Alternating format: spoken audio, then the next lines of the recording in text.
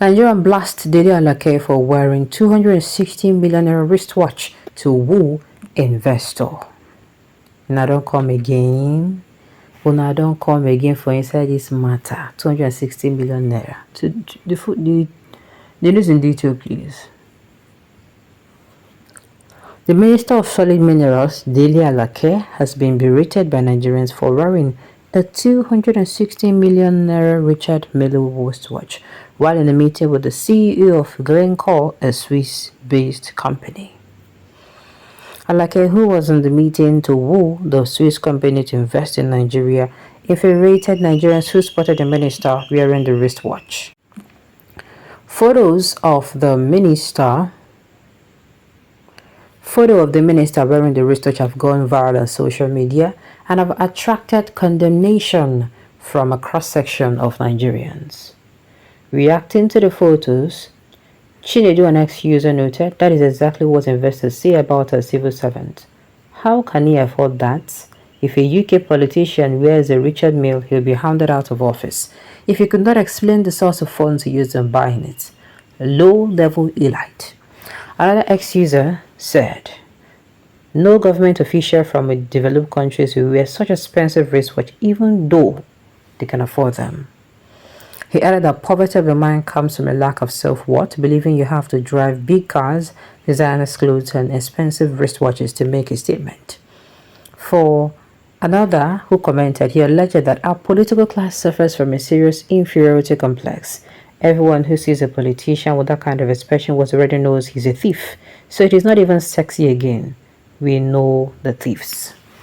That is why they don't understand. Once they help acquire their mentality, if you have money to buy this watch, why do you need my help with investing? Oluwasegun asked. Marvelous Israel berated Alake for wearing such an expensive wristwatch, saying, you are looking for an investor to come and invest with money, with money, his money with what you wear on your wrist. They think everyone is as dumb as those that support them. Well, now let me say this. For those who will come and say, should they now look like a beggar? Yes, if you must. I'm not saying look like a beggar. I'm saying look presentable. You want them to come and invest. You are pitching to them that, look, if they invest their money in your business, they're going to get ROI on investment. Because that is what, now, returns on investment. You understand? Entrepreneurs make profits. Land, there is a, what's they call it? Then investment, there's return on investment. Good. How do you want these people to actually help you? How? Even if you even have this watch. Now let's say you have it. Must it do for this occasion? Who are you trying to impress? And the thing is, this man will be left in office. So this kind of person is the kind of person that you're supposed to immediately they go back, finish this interview. Then they they transfer the contact of this man when you do interview with. They transfer and give another person and then they go back house. I'm telling you.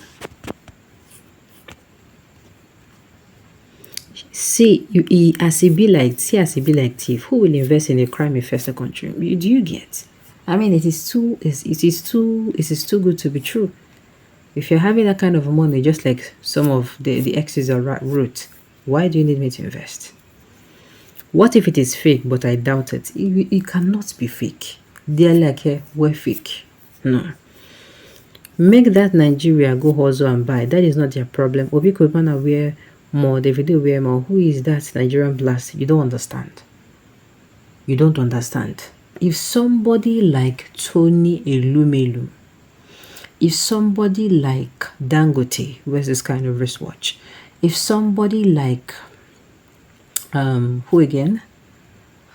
If somebody that is doing their business, making their money, you understand, whatever industry they're in, they're making waves, wears this kind of wristwatch, it is not a problem. But it's a problem when a civil servant, my brother, get it into your, you cannot have a blunt call. Come on now. You can't have a blunt call. This person is not just, this is a civil servant. A civil servant is not supposed. Nobody is telling you to look wretched. Nobody's telling you to look poor, but you're not supposed to be able to afford some certain things. You understand? Now, even if you can afford them, even maybe you're in business, you can afford those things. The period where you're in office, you are going to mitigate what you wear. You're going to control what you wear so that it is not seen that these things, you they carry the money, they buy them. It is as simple as ABCD. Which business they like they do? Was it which business thing they do before to get 260 million naira for just watch? We're not talking about clothes. We're not talking about shoes. Wristwatch. Leadership is relevant in the midst of extreme poverty, my dear. We all read about the amount of dollars spent during the presidential primaries that brought Tinubu into power. There is no way he can fight corruption. Anybody who believes Tinubu is fighting corruption is a dummy. Let me talk him.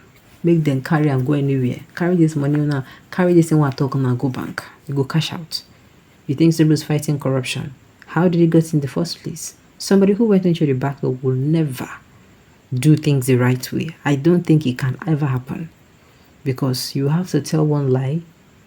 First, you have to tell a lie. Second, you have to tell another lie to cover that lie. Then you have to keep lying to cover that particular one lie you told. I sincerely wish we, the youth of our country, will fight against religious and tribal sentiment and come together to save our country from this bad leadership. Nigeria is cursed with satanic and demonic leaders. We must deliver ourselves from these vampires. Obama paid for peanuts that belongs to White House and bought his food. The same apply to the UK. But we claim to be copying America, but instead we are running kleptocracy. And guess what? America and the West say nothing because the economic benefit. Go to Maryland, especially Baltimore and Georgia. You would think it is another Nigeria. Strangely not.